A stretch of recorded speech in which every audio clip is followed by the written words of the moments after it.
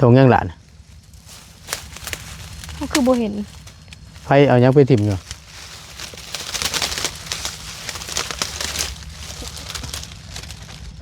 เป็นยังฮะของไฟละ จักเอาไป ฮะเอาไฟมา โอ้โห คือว่ามาถิ่มอยู่นี่ว่าวดีน่ะ เอ้า เห็นกล้องมันซื่อๆนั่นเอาแกะเบิ่ง โอ้ยเนาะยานเลย เป็นยังหลักฐานเราเอาถ่ายไว้อยู่เอามันมีหน่วยดีเฮ้ย อ้าวมาอยู่เราเลยเอาไปแล้วได้จ้ะ มันจะไปใจ จะได้เขาเจ้าของเขามาได้ไหม ฮะเอางานนึงกินวินมาเป็นครั้งนี้ เฮ้ยมีชื่อ เอา นะเว้ย ไม่ซื้อ ซื้อตัวหนังว่า ชื่อไผ ซื้อเอา ชื่อเฮา เลย เอาคำของเจ้าว่าวดีน่ะมันบ่มีผู้ใดชื่อซ้ำบ่แถวนี่ บอ ฮะ บอมี บ่มี เลย ว่าวดีนั่นล่ะ เลย แม่นชื่อเจ้าดิบ่อ่านบ่เก็บเจือมึงดู ผู้โชคดีน้องปลาเอาเลย เอ้ยผู้ใดโทรศัพท์พี่แถวนี้บ่จ้ะตัวสิกล้าเอาบ่อ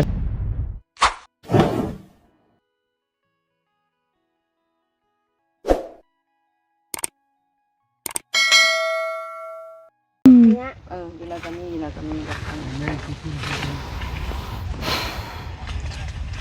นั่นก็นั่งเฝ้าถ้วยแจ่วม่วงอยู่เนาะนั่นก็เนาะโอ้ยังบ่หลับอยู่บ่น้อง ยังบริเล่นนะ มันยังบ่ยอมยังบ่ได้เล่นน้ำหมู่อยู่ นี่น้องง่ากับหอยเล่น คักแน่ดีซะเด้เนาะพี่น้องเอ้ยพบเจอกันเนาะสบายดีเด้อสบายดีเบิดทุกคนพบเจอกันในคลิปนี้พี่น้องเอ้ยกับผู้ดีทั้งบ่ตูน สิอันนี้อันละอันเจ้าไปหาหน่อไม้กินนี่เห็นอยู่ว่าผักกะหญ้าน่ะ เห็นอยู่ เห็นอยู่ เลย ละออกลายอยู่บ่อันยอดอ่อนมัน ได้แนมปานใดเห็นอยู่แต่บ่ได้แนมมันอยู่ โอ้ยจางว่าแติเดเจ้ากับบานนี่กะว่ามีอยู่บ่ มี มีเนาะ เลย มั่นใจ โดยมั่นใจเพราะมันเป็นดกกว่าเก่าเห็นเบอร์มันหลายกว่าเก่าบัดนี้นะ โอ้เห็นยอดมันหลายกว่าเก่ามันรู้สึกว่าชีวิตมืดเขียวๆขึ้นแน่นอนนึงบ่ โดย คือฉันแนวนั้นพอดีว่าทั้งบ่ตูนแจวเมื่ออันให้แม่น้องที่หนึ่งก่อนเพิ่นว่ามักเพิ่นว่าแกงหน่อไม้แซ่บแต่อีบ่ ไอ้เจนพาแปวนี่แหละ ไป พอได้หมุนป้าได้จักหน่อยเนาะปอกหน่อไม้ถ่าเด้อหน่อไม้ถ่าบ่เป็นหยังยันว่าเจ้าอยาก บอไปรถ ได้อยู่บ่ว่าลายใหญ่ห้างพี่น้องก็อ๋อหมุนรถตั้งนี่เนาะคักนี้หนุ่มรอนี่เนาะเบิ่งญาติกุ๊บบ่แม็กอีกก่อนจักบัดญาติกุ๊บไอ้แม็กอีกก่อนเอ้ายันว่าฮ้อนบักม่วงเท่าบักม่วงอยากกินม่วงได้เดี๋ยวนี้โอ้ยสิไปใส่ลายต้นอยู่ดิเก็บผักกันนี่ก่อนเด้อพี่น้องเอ้ยพังไทยเพิ่นเอื้อนคือกันล่ะเอ้ยผักกะหญ้า ปักขยาว ผักกะหญ้าเจ้าก็เอื้อนคือกันเนาะ โดยตอนแรกแล้วเขานึกว่าเจ้าสิไปเอาพัก บ่ไปเข้าห้องน้ำซื่อเมื่อกี้นี่ โอ้ บุกล้าหมุนผู้เดียวยับออกมาบ่ได้นี่แค่นี้สองคนหมุนเลยพอได้เนี่ยพบเจอกันอีกรอบนึงเด้อพี่น้องเด้อเนาะปุ๊กกล้าเราก็งามมาดิเนาะจังหน่อยเราก็สิได้ให้ลำหน้าแล้วฝนตกมาอีกบาทนี่ แม่น่ะเราอยู่นี่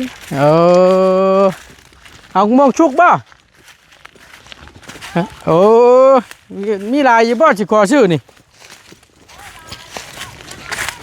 บ่หมักชุกก็มีบ่มีบ่พ่อจะได้เด้ก็สิว่านี่นี่พี่น้องเอ้ยมาอุ้มนี่บ่ผิดหวังอุ้มนี่ แล้ว แม่น สา คัก ยอยู่บ่ พี่น้องเอ้ยคือนี่เอาซ้ำเอาไรเด้อน้องเด้อ โดย คำว่าบ่นั่นแหละถอยรถเด้อ โดย พี่น้องเอ้ยเก็บผักกะหญ้าน้ำกันอีกครอบนึงเพราะว่ามันก็แตกลายแล้วรอบก่อนๆนั่นพี่มาเอาพี่ละตัวมันแปลนพี่เบิ่งให้น้องเพิ่นมาเก็บช่อย อยู่ทางไหนน่ะบ่คักกะดีบัดนี้คอนี่เด้อขอแน่พอได้อันไปกินแกงหน่อไม้นะกินแกงกับหน่อไม้นี่บ่เพิ่นเอามื้อแกงอยู่เพื่อนพุ่นแหล้วนี่พี่น้องเอ้ยแซ่บพี่น้องเพิ่นก็ว่ากินกับแกงหน่อไม้บ่ตูนแซ่บว่าซั่น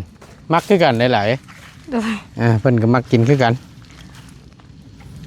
เอาจำแถวได้เด้อย่ำเด้อ โดย บ่ต้องหมุนได้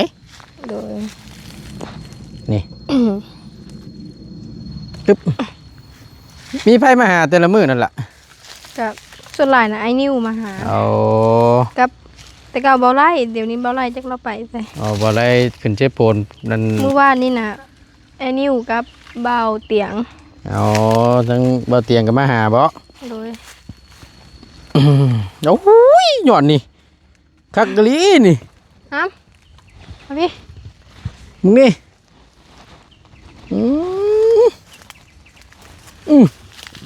ยอดมุกนี่มันก็ได้เรื่องแล้วแหละนี่โอ้ยทำมานี่ จับกล้องให้เรา จับกล้องให้ระบ้าวพี่มาระบ้าวบุจักกันยันเสียความขาวความโลนะ โอ้ยน้องไงเบิ่ง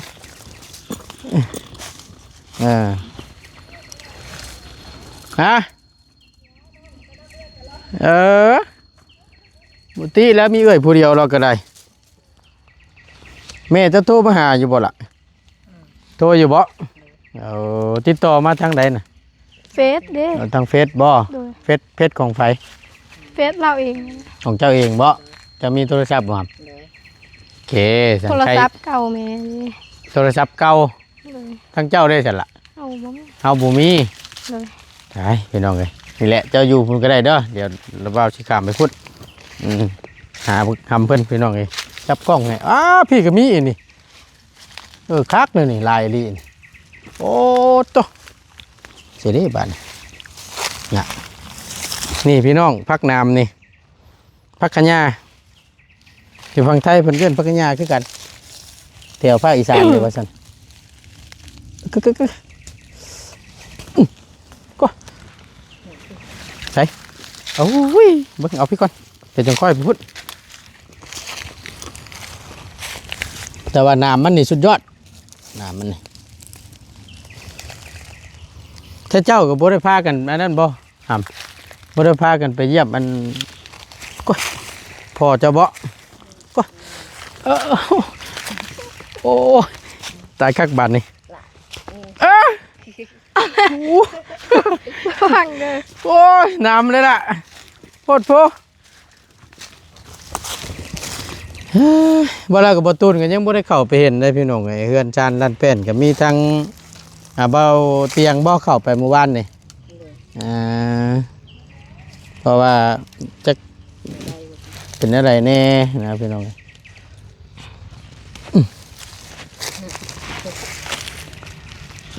เว้ยฮะโอ้ยเก็บปากกาญาเห็ดจ้างอยู่บ่ใช่เนาะบ่เป็นหยังได้อยู่คอยเก็บไปจ้างกับเฮาก็บ่จักความสิจ้างหั่นนะยันเว้าราคาบ่เป็นเฮาก็ได้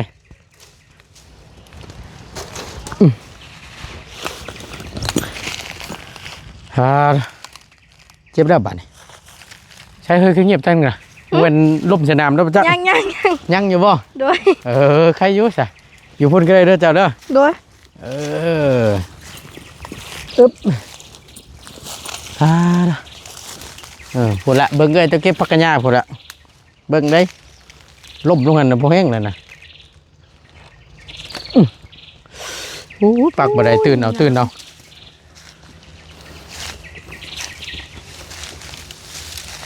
ถือว่าสิได้หลายกว่ารอบก่อนเด้บัดนี้เบิ่งคักแล้ว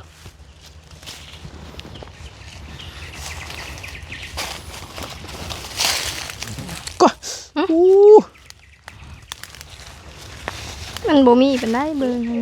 ฮะ ว่าทางนี้มันออกบ่หลายเป็นได้ กูแลยามดำหน้าแห่งหลาย ยิ่งหลายแล้วช่วงนั้นเนาะ จนเมื่อยกินอยู่แล้ว เอา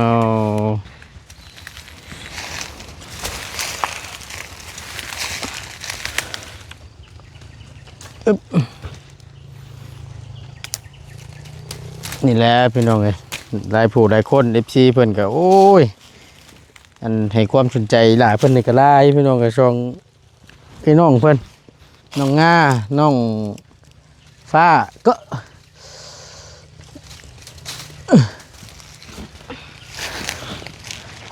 ก็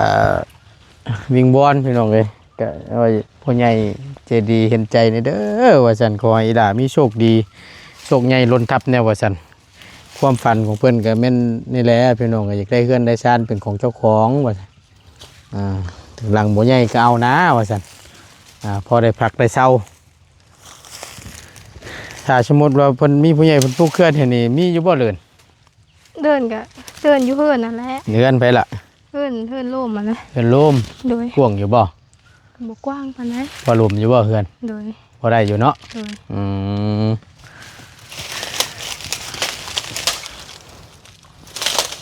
ดินร่วมว่าซั่นอยู่นํกันกันหลายคนพี่น้องเอ้ย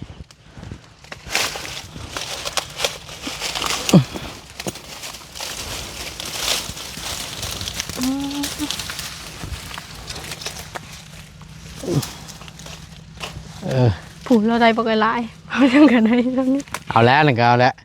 ไล่บ่มุมน่ะยื้อถึงอยู่บ่มุมน่ะเดี๋ยวเบิ่งทั้งเดี๋ยวทั้งสิยื้อเอาทั้งพี่อุ้ยอุ้ย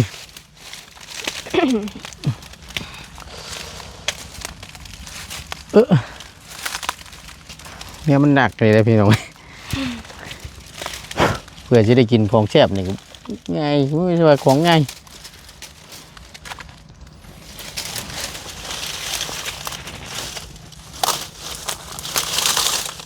ปักตีเรือน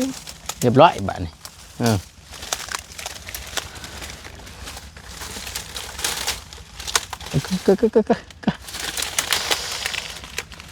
น้ำในอยู่เพื่อนน่ะไปใส่ใช่ไหมคือว่าบ่มีน้ำมีบ่ น้ำกินนะบ่ น้ำกินน้ำใส่น่ะมีอยู่บ่ มีน้ำใสน่ะน้ำกินกะคันบ่มีเงินซื้อกะไปเอาอยู่ห้วย น้ำกินน้ำห้วย โดย ห้ ห้วยหยังก่อนครับห้วยกระปาด ห้วยกระปาด โดย มีห้วยกระปาดน้ โดย ำว่าเด้อเคย น้ำสาง โอ้คุดเป็นน้ำช่าง โดย แบบง่ายกับแบบธรรมชาตินะพี่น้องเลยว่าสั้นซะการทั้งระเบ้าก็เคยคือกันแต่ว่าอันนี้นอนให้นอนหน้าจังสิหรือว่าณปัจจุบันนี่ก็ยังมีอยู่แบบว่าเพิ่นกินน้ำห่วยนะแบบคุดเป็นช่างเป็นอันนั้นเนาะแล้วมันใส่ได้พี่น้องเลยแซ่บคือกันก็กินคือกันแต่ก่อนนะก็ได้ณปัจจุบันนี่ก็อันนั้นเพิ่นก็มีขายน้ำแน่แล้วก็มีได้เงินรายคำก็ซื้อเอาจริงๆนะตุกเท่าไรเพิ่นขายอยู่ทั้งปี จัก 15 แม่นบ่ 15ตุกใหญ่ๆเห็นบ่ครับ ตุกแน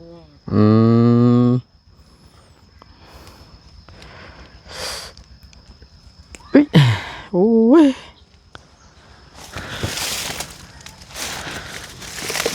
ตุก15,000ถือว่าแพงอยู่ได้เนาะตุกชาวลิตรนะพี่น้องตุกเขียวๆนั่นเนาะพี่มุมเก่าเจ้าพี่อันฟ้ามุมเก่าเจ้าพี่บอกเจ้าหมุนเมื่อนั้นเด้ใส่เข้าไปเกือบออกบ่ได้เราก็ได้ เข้าได้ออกบ่ได้ มันก็ปานบ่ว่าเด้อเนาะ โดย ทำกันแล้วกับอันนั้นพี่น้องเลยบ่ตูนเว้านิดนึงอยู่ฝั่งไทยฟังระเบาไปอันนั้นไปร่วมมันอันนั้นงานศพเพิ่น โดย คนรู้จักเลยอยู่ฝั่งไทยเลย โดย อันเป็นดินไผ่อะนะเป็นดินไผ่ดินหมักกุ๊กไก่ไฮโลนะ โดย ไปเพราะว่านั่งดินกำลังมวนอยู่ตำรวจมาบาดนี่ อัน เจ้าหน้าที่เพิ่นมา ได้ไป ป๊บเลยป๊บเล่นเข้าอุ้มน้ำคลอง อุ้มน้ำไปแล้วน้ำเด็บแมวน่ะ โดย ขาเข่าก็จะว่าหกกับบริจาคหกกันน่ะอันนี้ว่าดีพี่น้องเลย แล่นอย่างเดียว หมุนอย่างเดียว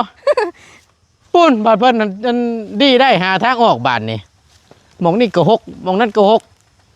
กูเราอ่ะ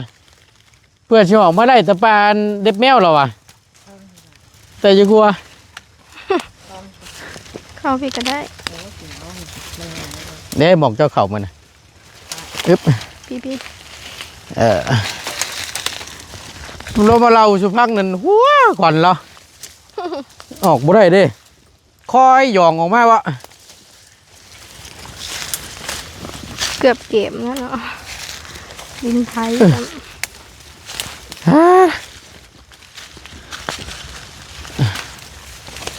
ฮอดพี่น้องเลยโอ้ยเนาะบ่แล้วกับใบตองเลี้ยงนี่อันว่ามุกหน่อไม้พี่น้องเลยนี่เคยมุกอยู่บ่ได้มุกอยู่บ่ล่ะ เลย นี่พร้อมได้เดี๋ยวถ่าน้ำมีหลายเพิ่นก่อนหลายเติบพี่น้องเลยอันน้ำงามมึงนี่แต่กินนี่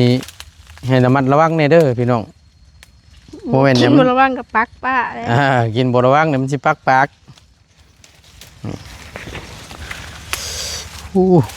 หลายเติบบ่เฮ้ย เบิดแล้วที่บ้านนี่ ฮะ ว่าเบิดแล้ว เบิ่นเลย เบิดแล้วบ่ เด้ย้อนแก่ถุงขาวๆนี่ ใช่ ถุงยังหลาน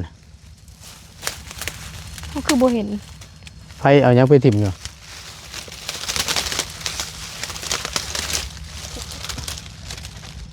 เป็นยังฮะ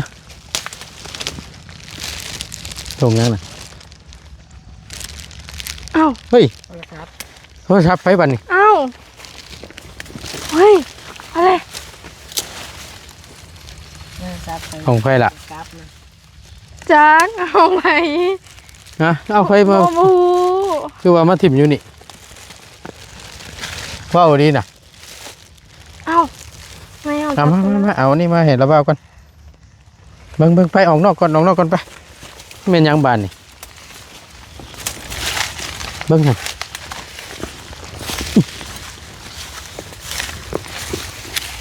น้ำออกมาน้ำมานี่ หมุนได้นี่ก็พอหมุนอยู่ได้หน่อยเนาะ โดย หมุนได้โทรศัพท์บานนี่ว่าเอาดีน่ะโทรศัพท์ดีบ่ บ่ เบิ่งกับเจียวด้วยฮะนั่งลงแจ้งบ่ฮัมแจ้งอยู่เนาะโอเค เขาสิบ่ให้ ถามเราว่าก็ถามเจ้าแล้วเราว่าก็บ่รู้กัน เอายา ว่าดีมันบ่มีไผโทรศัพท์ไปเฮียแถวนี้บ่ล่ะ จ้าเขาบ่ฮู้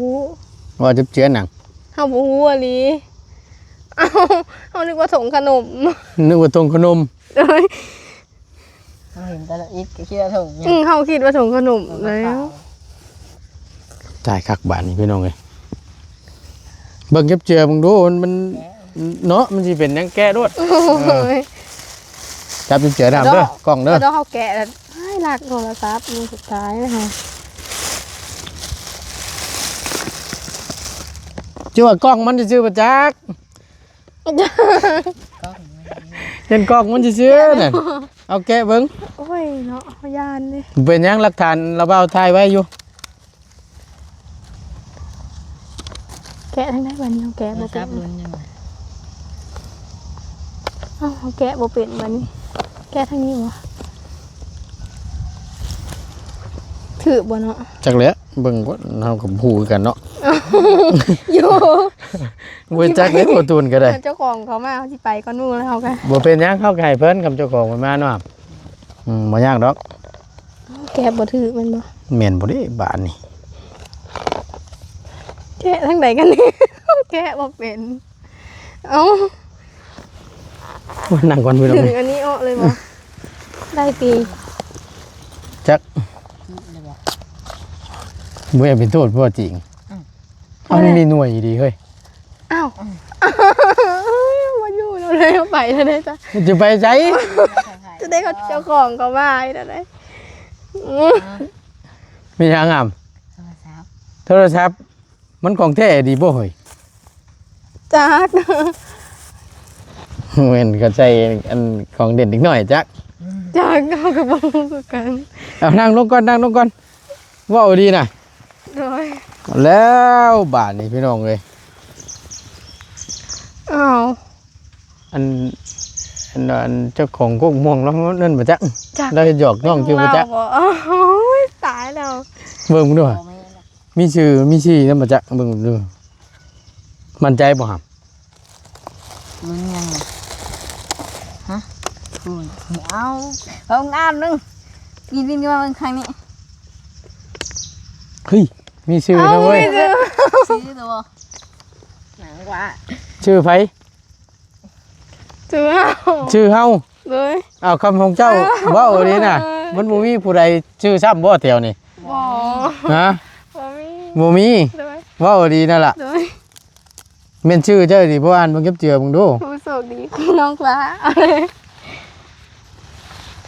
เอ้ยผู้ใดโทรศัพท์เฮียแถวนี้บ่จ้ะตัวสิกล้าเอาบ่ซะนั่น โอ้บ่กล้าได้ ฮะ บ่ นี่ในพี่น้องมันก็มีชื่อคือกันได้ เอาของไว้สาวัน เจ้าว่าเจ้ามั่นใจบ่ชื่อเจ้า โดย ชื่อแท้เนาะ เลยเอายานได้แบบนี้ ญาติหยังอะน่ะ เอายานเป็นโทษก็ สิ ได้ เป็นโทษหยังล่ะว่าเอาถ่ายคลิปไว้อยู่หลักฐานไว้อยู่นี่คำว่าเป็นของเพิ่นไงเพิ่นมาเอาคำว่าเจ้ามั่นใจว่าโทรศัพท์เครื่องนี้เป็นของเจ้า เจ้าก็เอา บ่แม่นของเรา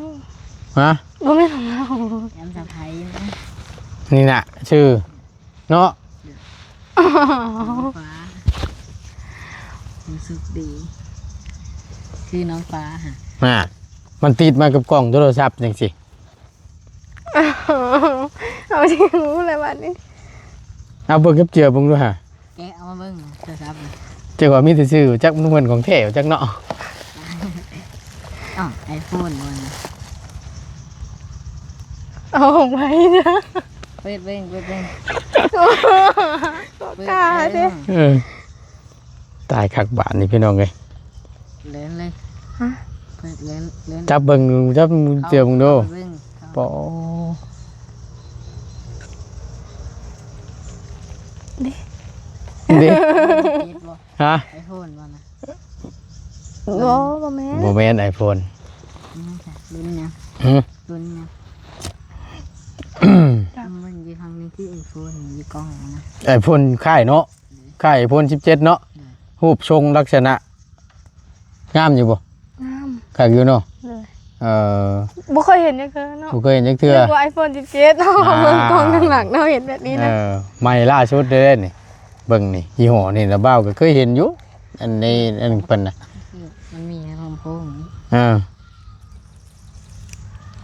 สรุปเอาไปกัน นี่นะล่ะบ้าวคำว่าเจ้ามั่นใจว่าเป็นชื่อเจ้าน่ะ เจ้าเอาไปโลด เอาย่านมันมีหลายคน ยานสะไพรนะยานจะสะไพร บ่ล่ะบ้าวบ่นั่นใดคำว่าเป็นชื่อนะเอาโลดไม่ดีล่ะบ้าวครับประกันให้ไล่ถ่ายคลิปอยู่นี่เจ้าว่ามีโทรศัพท์ใช่บ่บ่ได้ใช้โทรศัพท์มาจักปีแล้วล่ะ 3 ปี 3 ปีแล้ว โดยมีแต่ญาติน้อง บ่ได้ญาติน้องเบิ่งนี้ โดย ยามอยากเบิ่งอันใด โดย คำว่าน้องมวยเบิ่งนั่นมันแล้วนะนี่ โดย มวาม3 ปีพี่น้องเอ้ยที่บ่ได้โทรศัพท์ใช้น้ำหมู่ เลย อยากไล่แฮงบ่ล่ะ กับบ่ปานใด บ่ปานใด โดย แต่ว่าถ้าว่าได้ก็ดีเนาะ โดย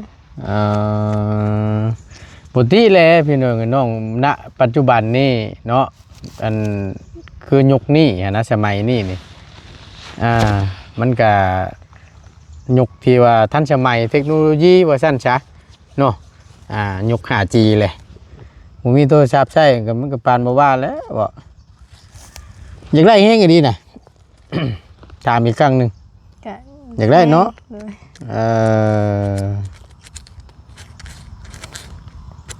เ ให้เงือจะไปเจ้าจะไป มันบ่มีชื่อไปติดมานํอีกบ่เคย นั่นนี่บ่ เพิ่นอันนั้น บุญน่ะนะอยู่บ่ บ่แม่นแต่ว่างามเนาะคืออันiPhone 17นี่บักหลายังจนท่วงบ่ โดย เนาะ เฮาก็ยังคิดอยู่เฮาเบิ่งเท่านั้นiPhone 11ไผเด้ก็ไป iPhone 17 ของไผมันหล่นอยู่นี่แต่นั่น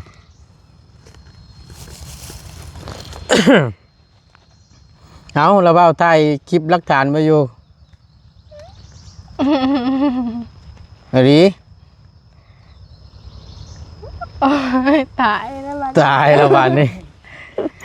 ว่าดีได้เอาให้รถเอาเดี๋ยวเราเบ้าเป็นตัวประกันยืนยันให้เอารถตัวมันนั่นชื่อเจ้า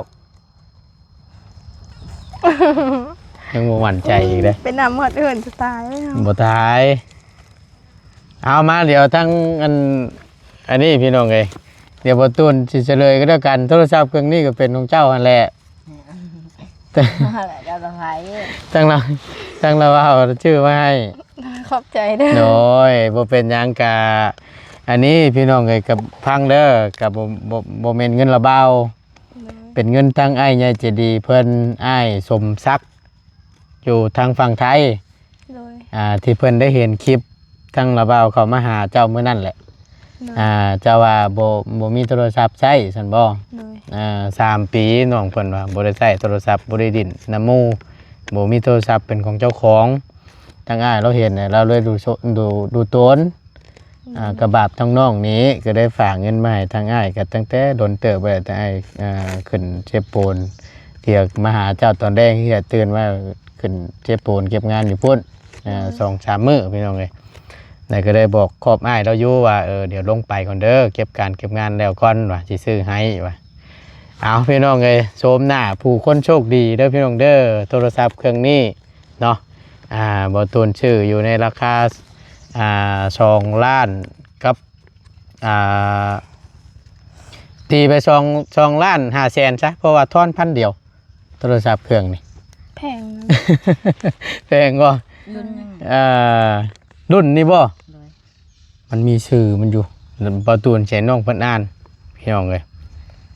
ตายเอาอ่านภาษาบ่ได้เลย คุณ นี่ล่ะแม่นบ่ เจ็ด อ่านมึงดูจะเรียนเฮาไส มสาม ม.3 เจ้าไรบ่เจ้าอ่าน บ่เป็นอังกฤษ อ่านบ่เป็นอังกฤษเอาเบิ่งดูเดี๋ยวประตูนเสียน้องเพิ่นเอาจับมาจับนำถือ เอา บ่แม่ อ่าน นบ่ได้ อ่านบ่ได้บ่ โดย เอาเพิ่นบ่ได้สอนบ่ซั่นล่ะว่าบ่ดีนะ เฮาแบบโดนเฮาได้เห็นทีนึงภาษา อังกฤษนี่ได้ โดย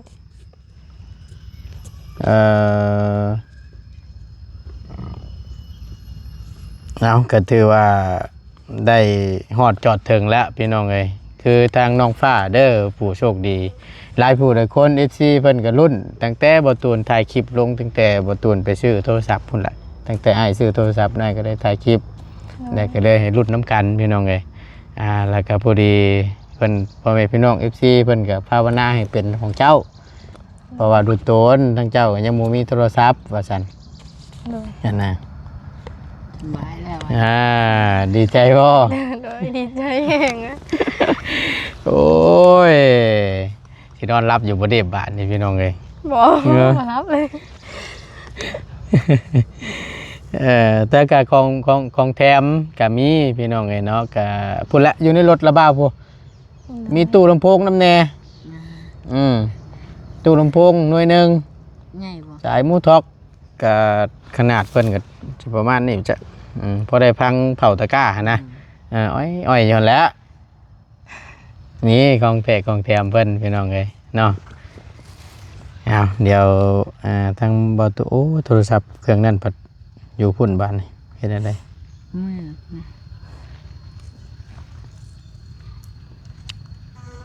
เฮ็ด เมาเด้ออยู่ ฮะ อยู่บ่เป็นแล้ว อยู่บ่เป็น โดย ครั้งแรกได้อนี่เนาะ โดย เคยคิดอยู่ว่าสิได้ บ่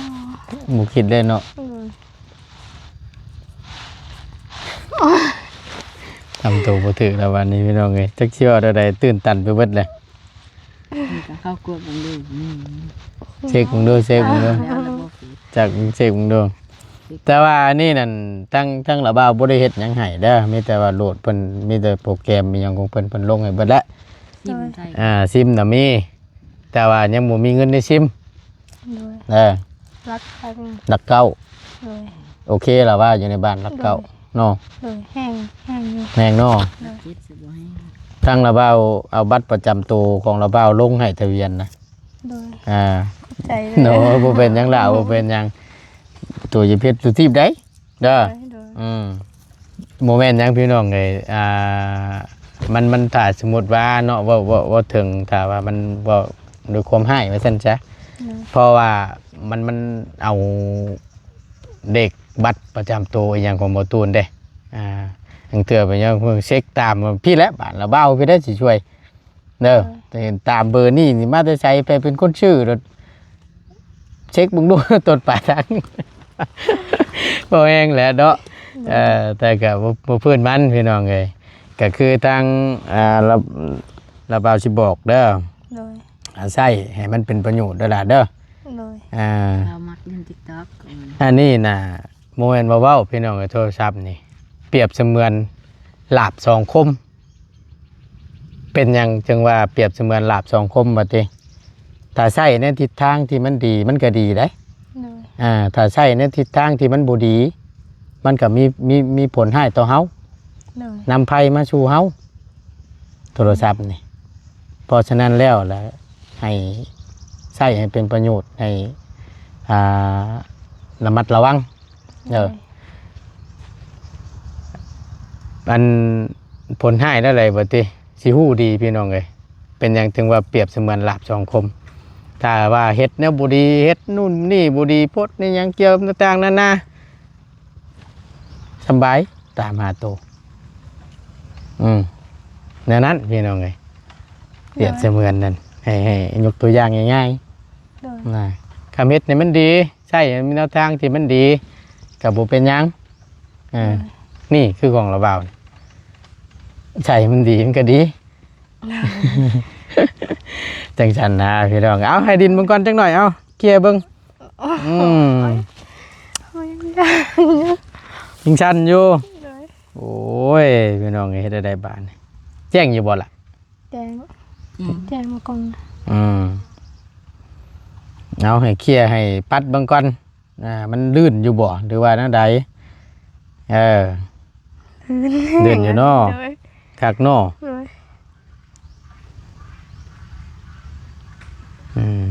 มักอยู่บ่สีนี่ มัก แกะออกเบิ่งก็ได้เสือมันนี่ สีฟ้า มันมาแบบที่ได้เลยชุดของมันเลย บ่ได้ซื้อเลยบ่ก คือ ล้า iPhone คือบ่คักเนาะ ถ้ามันเป็นหน้านี้นะ งามเนาะ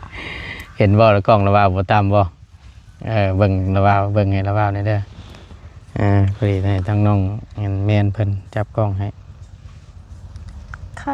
คักบ่ โดยกว่า Samsung เนาะ กลัว Samsung โดย กลัวเด้ของระบาวนี่ก็ Samsung น่ะ อ้าวอันนี้บ่ Samsung นี่แหละอันนั้นก็ Samsung เข้าซ้ายนี่อีหยังก็ทำ จาก Vivo กว่า Vivo กว่า Vivo โดย จะใส่ Vivo บ่ โดย เจ้าได้แต่ในจักรุนยัง เบิ่งมันมีอยู่หลายชื่อมันนั่น FC เพิ่นก็มินบอกระบาวเพิ่นก็บอกอยู่แต่ว่าระบาวน่ะลืมความจำนี่ก็ได้พี่น้องเฮียนบ่เก่งเฮียนบ่สูงมันโดดยากแท้ๆเจดีเชื่อมฮอตก็บ่ได้บาท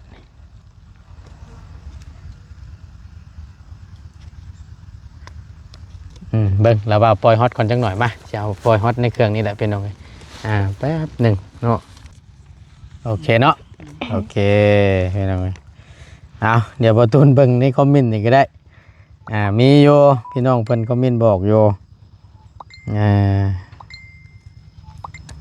โอ้ยเนาะตีแต่บ่เปิดขึ้นบันบ่เว้ายังเลยบาดนี่พี่น้องเอ้ย จะเอาสิว้าวเลย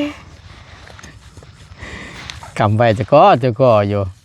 ให้คิดเบิ่งคักๆเด้อชื่อนั่นบ่แม่นชื่อซ้ำกันประจักษ์ โอ้ยตายเอานะ ใจ จับเอาแล้ว เอ้ยบ่จับดอกเขาเห็นเจ้าสีถุงขาวๆยางมา ถุงกาวกับถุงเครื่องอุปกรณ์ของเราเปล่าใส่ไม้ใส่เพาแว่งของเราเปล่าได้น่ะเขาคือบ่เห็นหยังเลยเนาะ ฮะ คือว่าเขาเห็นตั้งไว้แต่โดดแล้วนะ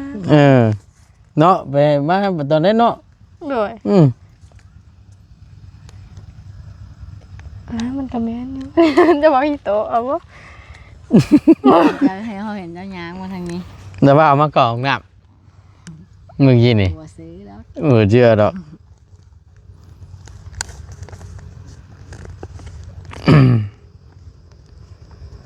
ใช่แล้วพี่น้องไง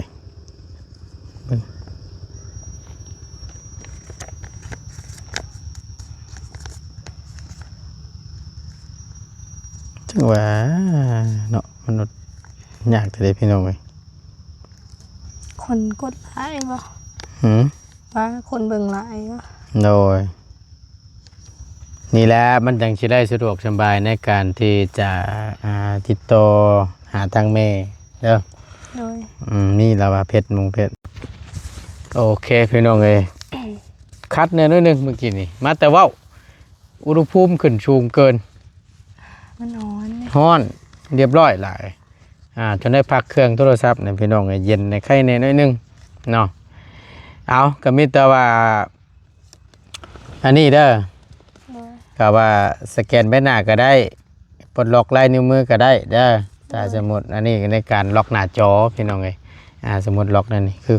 ของระบ้านี่ ฮะ ตั้งเป็นบ่ได้อยู่บ่ตั้งบ่เป็นเอาเข้าตัวความปลอดภัยอันเด้ตัวรหัสนะมันจะมีอยู่หรอกลายนิ้วมือมันดาก็กดเข้าไปมันมีตามบอกอยู่ แบบรหัสแบบจำอะไรวะ ที่แบบเฮาสิใช้รหัสก็ได้สิใช้รหัสหน้าจอล็อกหน้าจอเจ้านี่ความปลอดภัยนะเจ้าอยากใช้รหัสก็ได้ หรือสิใช้ลายนิ้วมือเจ้าก็ได้สิสแกนไว้หน้าก็ได้ โดย ตัวนี้เด้อ โดย ถือว่าคักอยู่ได้พี่น้องเอ้ย คักอะไร ยี่ห้อเบิ่งใหม่ก่อนเด้อ Infinix สมาร์ท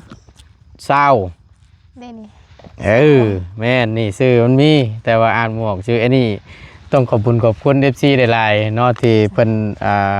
แนะนำบอกมาเพิ่นก็บอกแต่ว่าต้นก็ลืมไปดีพี่น้องเอ้ยเนาะเอาผู้โชคดีเนาะแต่ว่าทั้งระบาบ่ได้ยังบ่ได้ตั้งหยังให้เด้อ โดย LINE Facebook เกี่ยวกับต่างๆยังทั้งระบายังบ่ได้เฮ็ดหยังให้ทั้งสิ้น โดย เด้อ โดย เอา เข้าใจ เอาถือก่อนเดี๋ยวเครื่องมันเมื่อเอาอยู่พุ่นจีมิวเจ้าอยากตั้งไม้เจ้าก็สร้างไม้แล้วก็ได้เด้อเพราะว่าระบาใส่จีมิวในห้านเข้ามา อีหยังก็คือ อีมิวมันนั่น อีเมล แมวโรตีมนะ มิวเครื่องนี่แล้ว โมเป็นซ้ำบัน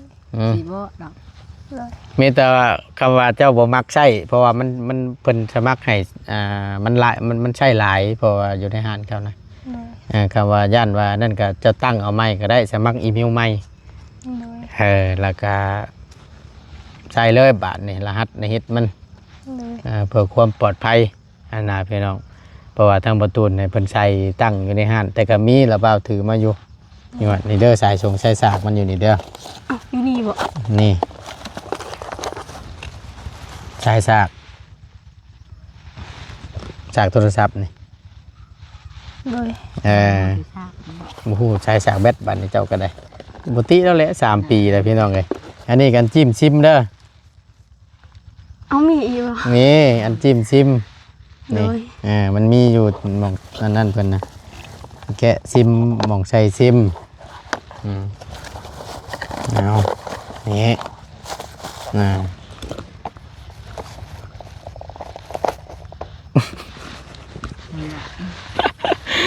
โอ้ยพี่น้องเอ้ยเนาะครั้งแรกเรา3 บาทนี่โดนเซอร์ไพรส์หายสั้นแล้วเป็นเจ้าของเป็นของเจ้าของนะพูดเลย เพราะอะไรจะเป็นสาย เอ้ยเอาเดี๋ยวจังค่อยเมื่อเอาพี่น้องเอ้ยเนาะมีแต่ว่าทางประตูนจะให้ทางอีหล่าเพิ่นขอบบุญขอบคุณทางอ้ายสมศักดิ์เพิ่นแน่ อยู่ทางฝั่งไทยเด้อเดี๋ยวมันยังลืมได้เกือบลืมเลยได้นี่พี่น้องเอ้ยมีแล้วเงินเติมหมู่มีเงินเติมครับแล้วกันบาทนี่พี่น้องเอ้ย เงินไอ้ให้ก็เอาให้ป้าหมดเลย เอาพอดีซื้อโทรศัพท์เบิดไปอยู่2 ล้านกับ5 แสนแล้วก็บตูนชื่อข้าวต้มขนมมาฝากนี่ก็เบิด100,000ยังเหลืออยู่น้ำมันอาราบ้าวนี่4 แสนเด้อเพราะว่าเงิน3 ล้านกีบพี่น้องเลยเนาะเหลือจากหักค่าธรรมเนียมแต่บตูนจะมอบเงิน4 แสนนี่ไว้ให้น้องให้ตนให้โตเอาใส่ในยามจำเป็นนั่นแหละเด้อเงินจำนวนนี้พี่น้องก็พร้อมกับโทรศัพท์1 เครื่องเนาะเอาละเอาโอเคนี่แหละพี่น้องโดยพี่น้องเนาะถือให้ตนให้โตไว้เด้อไว้ใส่ในยามจำเป็นนั่นแหละอะไรเอาเนมเห็นอนาคตข้างหน้าเนาะเอาก็มีแต่ว่ายังไงทั้งเจ้านบมือขอบบุญขอบคุณทั้งไอ้สมศักดิ์อยู่ทางฝั่งไทยเด้อว่าผ่านนี่ได้ไอ้สมศักดิ์ขอบใจเด้อขอให้เจ้าอยู่ดีมีแห้งสุขภาพแห้งร่ำรวยเด้อสาธุดีใจน้ำเด้อทั้งง่ายก็ได้นะ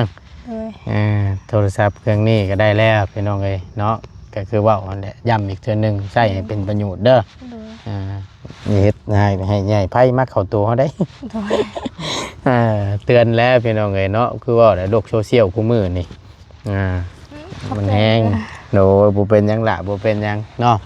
เอามีแต่ว่าตั้งบตุนก็จะได้ขอจบคลิปปิดคลิปลงไปเพียงสำนีก่อนเดี๋ยวเงาไปนี่ชิฮ้อนนี่โต้ชับสิตัดดิกพี่น้องเลยเดี๋ยวเมื่อเอาอยู่พุ่นแหละอยู่ในบ่อรถระบาวผมลำโพงชายฟังที่ของแถมมันแหละพี่น้องที่บตุนให้เบิ่งอยู่พุ่นแหละเมื่อเอาขนมกันยังอยู่พุ่นเดี๋ยวเมื่อเอาอยู่พุ่นแหละเด้อเอาตั้งบตุนกันในน้ำต่างหน้าเนาะเป็นสะพานบุญให้กับทั้งอ้ายสมศักดิ์ก็ถือว่าเป็นเกียรติทั้งบตุนก็ได้เป็นสะพานบุญให้กับอ้ายเราในครั้งนี้ก็ขอให้ทั้งอ้ายพร้อมพ่อพร้อมครัวเนาะจงอยู่ดีมีแห้งความเจ็บอย่าชูได้ความไข่อย่าชูมีได้เด้อปรารถนาสิ่งใดขอให้สมคำมุ่งมั่นลังปรารถนาบ่ว่าเสียธุรกิจการงานใดๆค้าขายง่ายมือยังก็ขอให้เจริญรุ่งเรืองในหน้าที่การงานตลอดปีและตลอดไปได้เด้อขึ้นเหนือล่องใต้ไปใส่มาใส่ก็ขอให้เดินทางตลอดปลอดภัยเนาะสาธุเด้อเนาะไปมีตัวคู่เมาอุ้มมันจะเจือได้ตกแตกแล้วไอ้บัวไปชอบเรื่องบัตรนี่เด้ออยู่ดีมีแห้งขอบคุณจนเดียวกันเด้อทาง FC วัชกูสุคนก็เป็นกำลังแห่งใจให้เพิ่งคลิปโดยตลอดมาผู้ป้าผู้ทิพย์เนาะสำหรับคลิปนี้ตั้งบอตูนและน้องฟ้ากับน้องแม่นเนาะลำลาล่ะพี่น้องอยู่ดีมีแห้งสบายดีเด้อพี่น้องเด้อไปถือเอาเข้าบานนี่ห่อนแต่พี่น้องเลยฮึบฮัมขอบใจหลายๆดีใจน้ำเอื้อยว่าสันเบิ่งด้วยน้องบายเบิ่งด้วยจังหน่อยเบิ่งให้บายเบิ่งกันจังหน่อยนึงใช้ของเจ้าโทรศัพท์เจ้าเด้อยู่ไสอยู่เทียงนี่บ้านนี้อยู่ดีเมียงสบายดีเด้อไปเดี๋ยวเอาเครื่องอยู่พุ่นแหละพี่น้องเลยมาเซอร์ไพรส์น้องเพิ่นอยู่อันนี้ผมมันป้าพักกัญญาตั้งแต่เกิดมาตั้งแต่เคยถึกสบายแต่เกิดมาน่ะนะโอ้ยเนาะครั้งแรกสับดอกก็ได้พี่น้องเลยไปห้อนจับโทรศัพท์ก็ได้